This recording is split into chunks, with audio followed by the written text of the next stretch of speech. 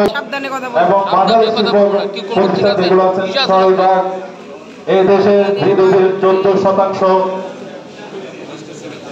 জিডিপির 14% যাদের অবদান রেখে কাজ করে যাচ্ছেন আমরা তাদেরকে নিয়ে এই ফেডারেশনকে সাজানোর জন্য কাজ করে যাচ্ছি। আপনারা জেনে আনন্দিত হবেন আমাদের সংস্কার পরিষদের মাননীয় কনভেনর এবং সদস্য সচিব উপদেষ্টা সহ আমরা প্রতিদিন এখানে প্রতিনিয়ত কিভাবে ক্ষুদ্র মাঝারি শিল্প গ্রুপকে স্থায়ীভাবে তাদের পাশে আমরা সরাসরি কাজ করতে পারি সেই জন্য আমরা কাজ করতেছি। আমাদের পরিকল্পনা ইতিমধ্যে শুরু হয়েছে। চট্টগ্রাম বন্দর সহ দেশে তিনটি বন্দর বান্ধবী নদী বন্দর সহ এই ব্যবসায়ী সমাজের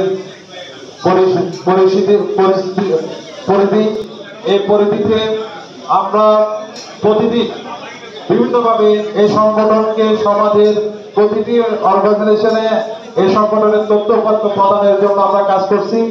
আপনাদের সেবা করার জন্য আমরা কাজ করতে চাই।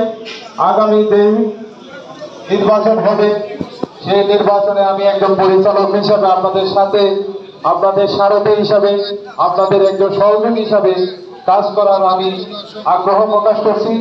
আপনারা যদি আমাকে সুযোগ দেন ইনশাআল্লাহ আগামীতে কোনো সময় আগামীতে যে কোনো কার্যক্রমে আমাকে 7 দিন 24 ঘন্টার মধ্যে আমরা 16 ঘন্টা আপনারা আমাকে সাথে পাবেন।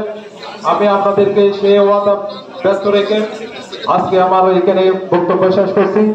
সকলকে আমি ধন্যবাদ কৃতজ্ঞতা জানিয়ে আজকে যারা কষ্ট করে আসছেন, বিশেষ করে এখানে সমাজের সবচেয়ে আলোক ব্যক্তি যারা আমার সম্মানিত গুণীজন এবং ব্যবসায়বৃন্দ এখানে আছেন, সকলের প্রতি আমি আবারও কৃতজ্ঞতা ও ধন্যবাদ জানিয়ে আমার বক্তব্য এখানে শেষ করছি।